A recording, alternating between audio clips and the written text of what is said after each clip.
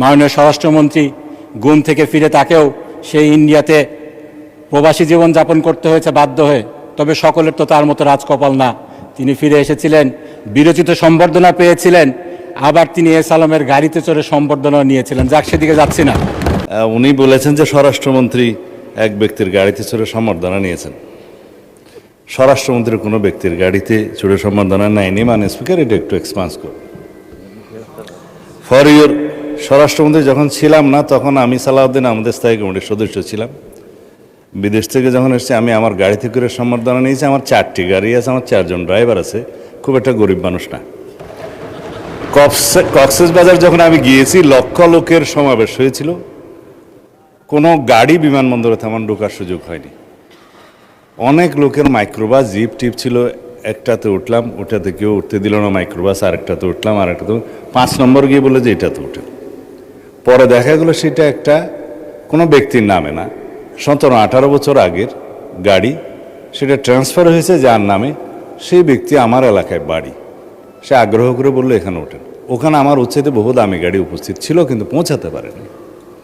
সেটা আমি জনগণের সামনে, দেশবাসীর সামনে তারপরেও দুঃখ প্রকাশ বলেছি, এটা আমার ভুল হয়েছে যে আমি অন্য কোনো গাড়িতে উঠতে যেয়ে এই গাড়িতে আমার সমর্থকরা উঠিয়েছে, এবং সেটা কোনো ব্যক্তির নামে গাড়ি না। তারপরেও যদি এটা ভুল হয়ে থাকে আমি জাতির সামনে দুঃখ প্রকাশ করেছিলাম, কিন্তু সেটা ক্লিয়ার হয়ে গেছে ওই সময়। সেটা একটা পুরাতন ইস্যু, এবং সেটা আমার মনে হয় মাননীয় স্পিকার আপনি এক্সপান্স করতে পারেন, এটা আমার অনুরোধ। তবে তার সেন্স অফ হিউমারকে আমি আগামীবারও স্বাগত জানাবো। এভাবেই পার্লামেন্টে উইট করা দরকার। মাননীয় বিরোধী দলের নেতা বসে চলে গেলেন কেন জানি না, ওনার উদ্দেশ্যে অনেক কথা বলার ছিল। এখন আচ্ছা, হয়তো আসছে স্যার, ধন্যবাদ। আমি আজকের পার্লামেন্টে দাঁড়িয়ে চিন্তা করছি এইরকম একটা পার্লামেন্ট দেখার জন্য সারা জাতি অপেক্ষা করছে কিনা। মানে স্পিকার, তিনি আজকে যে প্রস্তাবটা নিয়ে এসছেন, পার্লামেন্টকে ভাইব্রেন্ট করেছেন, তার এই ভাইব্রেন্ট প্রপোজালের জন্য তাকে প্রথমে আমি ধন্যবাদ জানাই। তিনি হৃদয়ের কথা বলিতে চাহিয়াছেন, সারা জাতি শুনিতে চাইতেছে, আমরাও। তিনি মাননীয় বিরোধী দলের নেতা হিসেবে আজকে বক্তব্য না রেখে একজন জাতীয় নেতা হিসেবে বক্তব্য রেখেছেন। তাই বলে কালকেরটা ভুলে যাবেন না, আমি আস্তে আস্তে বলব। মাননীয় স্পিকার, আমাদের যেমন মাননীয় সদস্য মনিরুল চৌধুরী বক্তৃতা দিলে গোল কোন দিকে দিবে বোঝা যায় না, কিছুক্ষণ ওইদিকে গোল দিলে তো কিছুক্ষণ আবার আমাদের দিকে দিল। তা আমি অবশ্য আজকে কোনো দিকে গোল দিতে চাই না। আমরা শ্রমবাজার শুরু করতে দেখেছি শহীদ রাষ্ট্রপতি জিয়াউর রহমানকে। সেটা আজকে বাড়তে বাড়তে সারা দুনিয়ায় বিস্তৃত হয়েছে। তার এই দূরদৃষ্টি আমাদের জাতিকে রেমিটেন্সের সমৃদ্ধ করেছে। মাননীয় বিরোধী দলের নেতা বলেছেন তাদেরকে আমরা রেমিটেন্স যোদ্ধা বলি, তারা যেন বীরের মর্যাদা পায়। অবশ্যই আমরা এখানে আলোচনা করে এই প্রবাসী রেমিটেন্স যোদ্ধাদেরকে বীরের মর্যাদা দিতে পারি। তারা ফ্যাসিবাদ বিরোধী আন্দোলনে সংগ্রাম করতে যেয়ে বিদেশে জানে যেখানে রাজতন্ত্র আছে সেই জায়গাতে আন্দোলন করা মানা, তারপর তারা দেশপ্রেমের বহিঃপ্রকাশ ঘটিয়ে যাবজ্জীবন জেলের মতো নির্দেশ পেয়েছে। কেয়ারটেকার গভর্নমেন্টের সময় উদ্যোগ নিয়ে রাষ্ট্রীয়ভাবে তাদের অনেককে ফেরত আনতে পেরেছেন। আরও কিছু বাকি ছিল, পরে আমরা চেষ্টা করে বাকিদের এনেছি। এখনও কেউ যদি বাকি থাকে পররাষ্ট্র মন্ত্রণালয় উদ্যোগ নেবে তাদেরকে যেন ফিরিয়ে নিয়ে আসা হয়। তাদের মধ্যে দেশপ্রেম যারা দেশে আছে তাদের চাইতে বেশি জাগরুক থাকে। মাননীয় স্পিকার, এই শ্রম শক্তি রপ্তানির মধ্য দিয়ে যেমন রাষ্ট্রপতি জিয়াউর রহমান বাংলাদেশের এই বৈদেশিক মুদ্রা অর্জন এবং দেশের অর্থনীতিকে সমৃদ্ধ করার উদ্যোগ গ্রহণ করেছিলেন, কর্মসংস্থানের ব্যবস্থা করেছিলেন, একইভাবে গার্মেন্টসও তিনি বাংলাদেশে শুরু করেছিলেন। বাংলাদেশে আজকে এই দুইটা খুঁটির উপরে বলতে গেলে অনেকটা আমরা দাঁড়িয়ে আছি, আমাদের অর্থনীতি দাঁড়িয়ে আছে। আমি আবারও ধন্যবাদ জানাই বিরোধী দলীয় আরও অনেক মাননীয় সদস্য প্রায় সময় শহীদ রাষ্ট্রপতি জিয়াউর রহমানের এসব অবদানকে অকুণ্ঠ চিত্তে স্বীকৃতি দেন। আমরা শ্রমবাজারের জন্য একটা টাস্ক ফোর্স গঠন করা যায় কিনা, সমস্ত সমস্যাগুলি খতিয়ে দেখে রিকমেন্ডেশনস দেওয়ার জন্য, নিরসনের জন্য যে প্রস্তাব মাননীয় স্পিকার আপনি একটু আগে যেটা বললেন, মাননীয় প্রধান বিরোধী দলীয় নেতা যেটা প্রস্তাব করেছেন, সেটার একটা বিকল্প অবশ্য এখানে আছে। টাস্ক ফোর্সের কাজটা অন্য মন্ত্রণালয় সম্পর্কিত স্থায়ী কমিটিতে যদি খুব দ্রুত গঠন করা যায়, অনেক বিষয় মন্ত্রণালয় সম্পর্কিত স্থায়ী কমিটিতে আলোচনা করেও সমাধান করা যাবে, অনেক অভিযোগেরও নিষ্পত্তি করা যাবে। তবে টাস্ক ফোর্স সম্পর্কিত যে প্রস্তাবটা দিয়েছেন সেটা শ্রম মন্ত্রণালয় পরীক্ষা নিরীক্ষা করে আমার মনে হয় একটা টাস্ক ফোর্স প্রতিষ্ঠা করা যায়। আর তাদেরকে বিমানবন্দর সহ সমস্ত জায়গায় যাতে যথাযথ সম্মান প্রদান করা হয় এবং অগ্রাধিকার দেওয়া হয়, সেই বিষয়টি স্বরাষ্ট্র মন্ত্রণালয়, শ্রম মন্ত্রণালয় মানে প্রবাসী কল্যাণ মন্ত্রণালয় এবং পররাষ্ট্র মন্ত্রণালয় সম্মিলিতভাবে সিভিল এভিয়েশন মিনিস্ট্রি সহ একটা ওয়ার্কিং কমিটি করে আমরা সেই কাজটা করতে পারি, সেটা সরকারি পর্যায়ে। এটা যদি আপনারা, আমার মনে হয় এটাও আপনারা অ্যাড্রেস করতে চেয়েছেন, এটাও আমরা করতে পারি আমাদের প্রবাসী বন্ধুদের জন্য।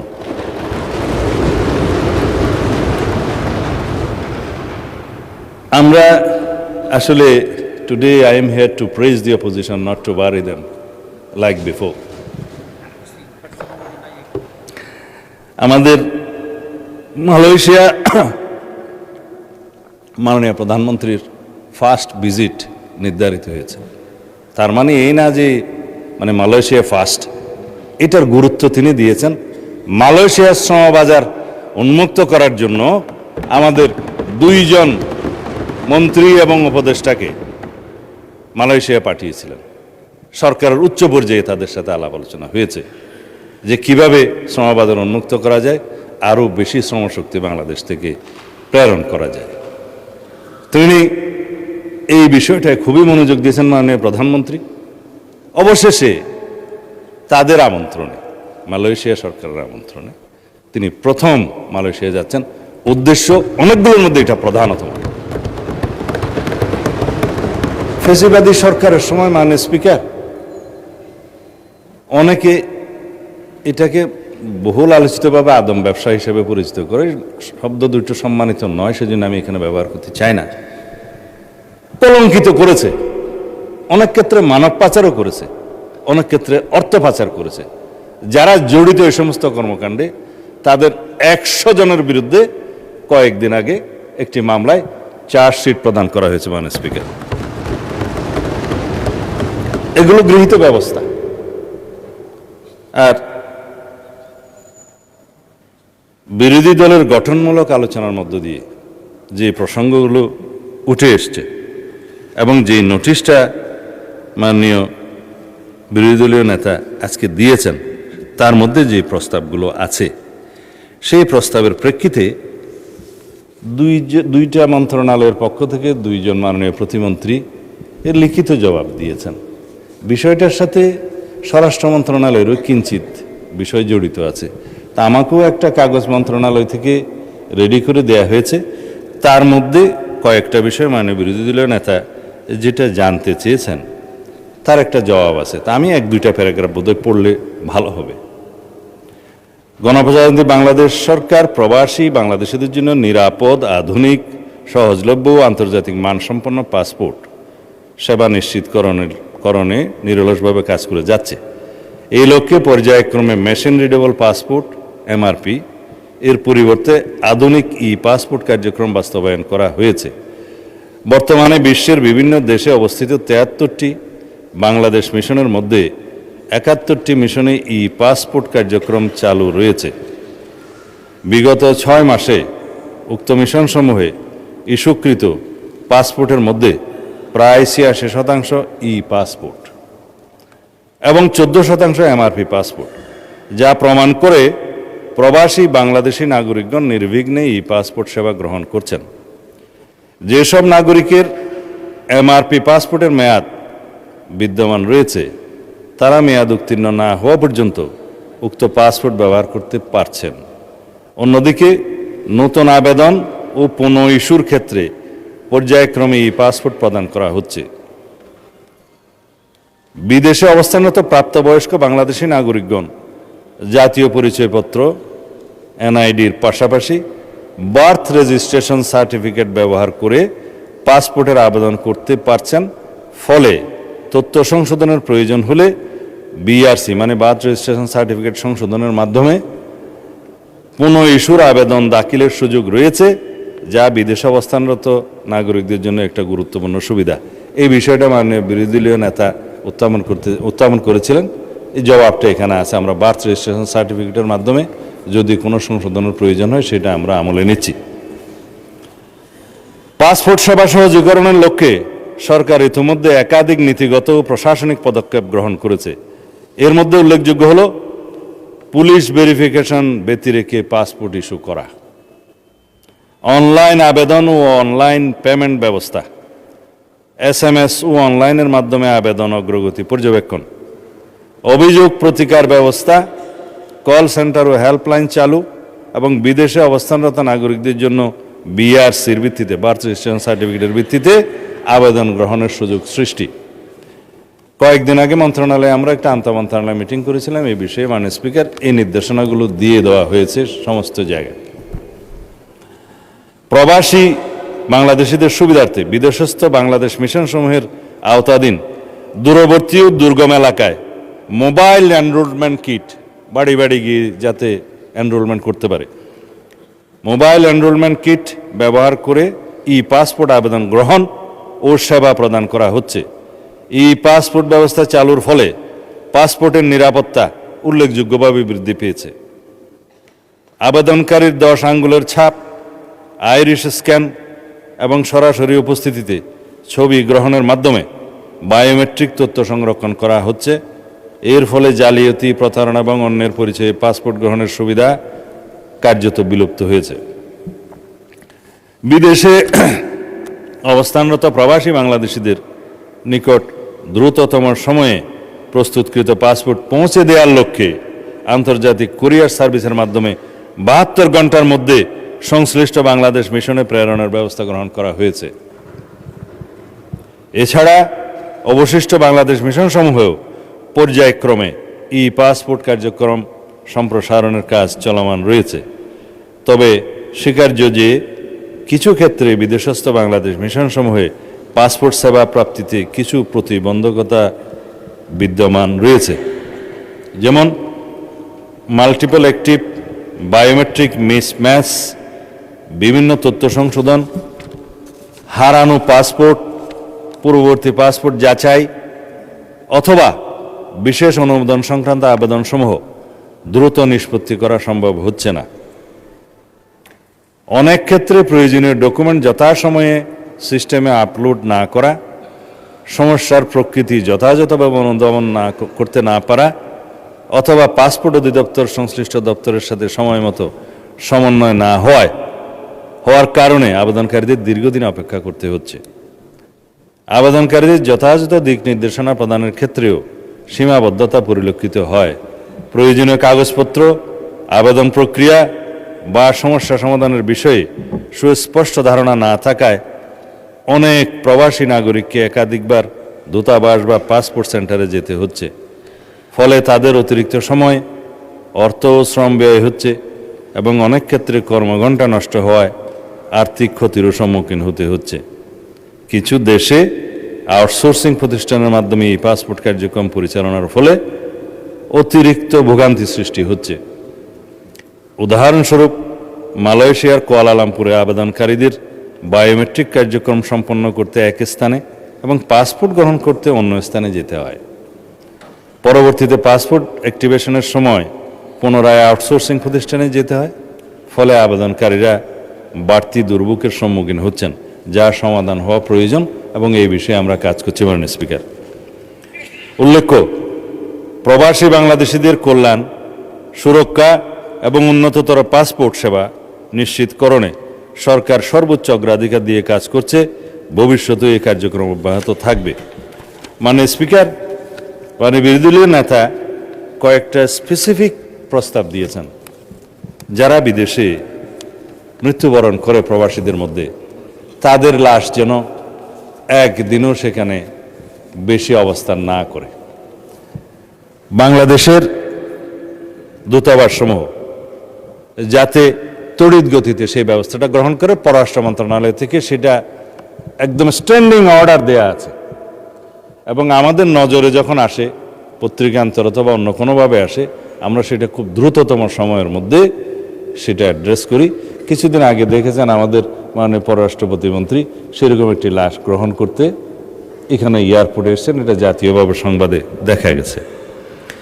যে কোনো বিদেশি এই যে লিবিয়া এবং লিবিয়া হয়ে ইটালি যাওয়ার যে প্রবণতা লক্ষ্য করা গেছে, আমাদের কিছু কিছু দালালের খপ্পরে পড়ে কিছু কিছু ভাইয়েরা এই ভূমধ্য সাগর পাড়ি দিতে গিয়ে তারা খুব একটা বলতে গেলে যে অমানসিক বা মানবেতরভাবে তারা বুটের মধ্যে থেকে খুব তারা মৃত্যুর শিকার হয়, মৃত্যুবরণ করেন, যেটা বর্ণনা করার মতো না ভাষায়। সেগুলো হয়েছে এবং এর সাথে একটা চক্র জড়িত। আমার এলাকাতেও এরকম দুই একটা ঘটনা উন্মোচিত হয়েছে। আমি তাদের বিরুদ্ধে ব্যবস্থা নিয়েছি এবং তাদেরকে ফিরিয়ে আনার ব্যবস্থা নিয়েছি পররাষ্ট্র মন্ত্রণালয়ের সহযোগিতায়। এখনও একজন আসতে পারেনি। মাননীয় স্পিকার, এগুলো বন্ধ করার জন্য এখানে আমাদের সমন্বিতভাবে চেষ্টা করতে হবে। বিদেশে আমাদের ভাবমূর্তি ক্ষুণ্ণ হচ্ছে এই কারণে। প্রবাসে যারা দক্ষ জনশক্তি রপ্তানির কথা বলছেন, এই বিষয়ে মাননীয় প্রধানমন্ত্রী দায়িত্ব গ্রহণের পর থেকেই, যেহেতু এটা আমাদের নির্বাচনী ইশতেহার এবং ৩১ দফা তো আমরা এটা অ্যাড্রেস করেছি, প্রথম দিন থেকে চেষ্টা করছি যে আমরা এমন শিক্ষা ব্যবস্থা চালু করব, এবং সেটা আমরা গ্রহণ করেছি, ইতিমধ্যে ইনিশিয়েট করেছি, যে শিক্ষা ব্যবস্থা বেকারের জন্ম দেবে না।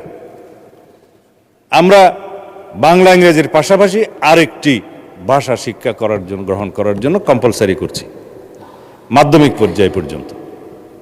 তারপরে কারিগরি শিক্ষা গ্রহণের জন্য আমরা ইন্টারমিডিয়েটের পর থেকে আমরা এটাও সুযোগ বেশি করে সৃষ্টি করব, যাতে সবাই বিশ্ববিদ্যালয়ে যাওয়ার তাগিদ অনুভব না করে।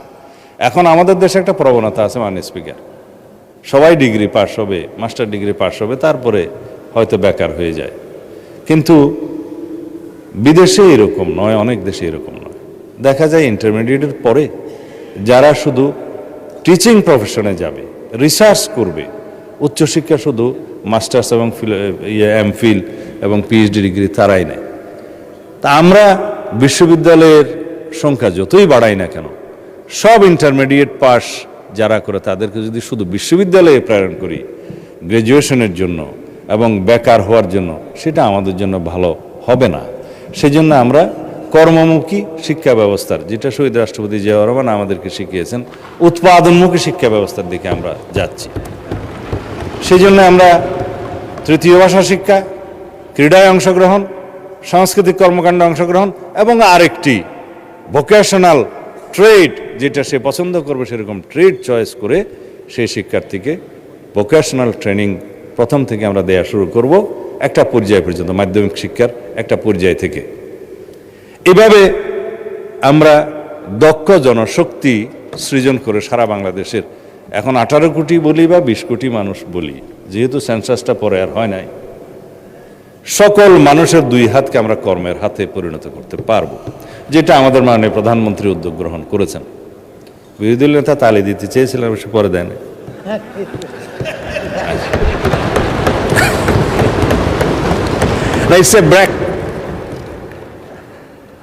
আমি বেশিক্ষণ সময় নেব না, যেহেতু এখন রাত্রে 9টা বাজে। আপনি যদিও স্বাধীনতা দিয়েছেন যে টেক ইউর টাইম, কিন্তু আমি কারো বিরতির উদ্রেক হতে চাই না। অলরেডি 9টা বেজে গেছে। মানে স্পিকার, এইরকম একটা অ্যাটমসফিয়ারে বিরোধী দলের নেতা বলছে এখানে আরবি ফার্সির বয়াত রুবাইয়াত এবং শের শায়েরি বহুত হয়েছে, এটা কেন বলছেন আমি জানি না। যদি আপনি শুনতে চান আমি ফার্সিও বলতে পারি, উর্দুও বলতে পারি, সেটা ইট ইজ ইউর লিবার্টি। আপনি শুনবেন কিনা? হ্যাঁ না, ফর ইউর নলেজ, আমার হিন্দিতেও ডিপ্লোমা আছে, উর্দুতেও ডিপ্লোমা আছে, ফার্সিও কুচকুচ জানে, RBO Kuch Kuch. For your knowledge. Anyway, আপনারা এই সময়ে, এই রাত্রে 9টার সময় শের শায়েরি নাই শুনলেই ভালো। তবে সব সময় তো একই মেজাজ থাকে না। আমার শের শুনে যদি আপনারা আবার বিগড়ে যান, সেই জন্য আমি বলতে চাই না। বলা হয় যে বাংলাতে বলে দিই আর কি, তা আপনারা না হলে আবার শেকায়েত করবেন যে ফুলের পাপড়ি দিয়ে যদি আপনি ইচ্ছা করেন হীরের কলিজাও কাটতে পারেন, কিন্তু যারা অবুঝ বান্দা হবে, কেউ যদি বুঝতে না চায়, আপনাদেরকে মিন করছি না, তাদেরকে বলে যে লফজে নরমে নাজুক বেআসর, তাদের উপর আর কি। তার মানে বলে বলবো নাকি, এটা হচ্ছে যদি আমরা সবাই একসাথে থাকি তাহলে আমরা ফুলের পাপড়ি দিয়েও হীরের কলজা কাটতে পারবো ইনশাআল্লাহ। যদি আমরা ঐক্যবদ্ধ না থাকি তাহলে তলোয়ার দিয়েও আমরা ফুল কাটতে পারবো না বা তরমুজ কাটতে পারবো না। আমরা তরমুজের চরিত্র হচ্ছে বাহিরে সবুজ ভিতরে লাল, কিন্তু আমরা সবাই মিলে বাংলাদেশের পতাকার মতো সবুজ এবং লালের পতাকা উদ্যত করে দিচ্ছে। এটাও একটা শের হয়ে যেতে পারতো, তা আপনারা যেহেতু শুনতে চাইলেন না সেই জন্য বললাম না আর কি। না না, এটা আমাদের একটা ফলপ্রসূ আলোচনার মধ্যে আমি এর বেশি রসবোধ দিতে চাই না।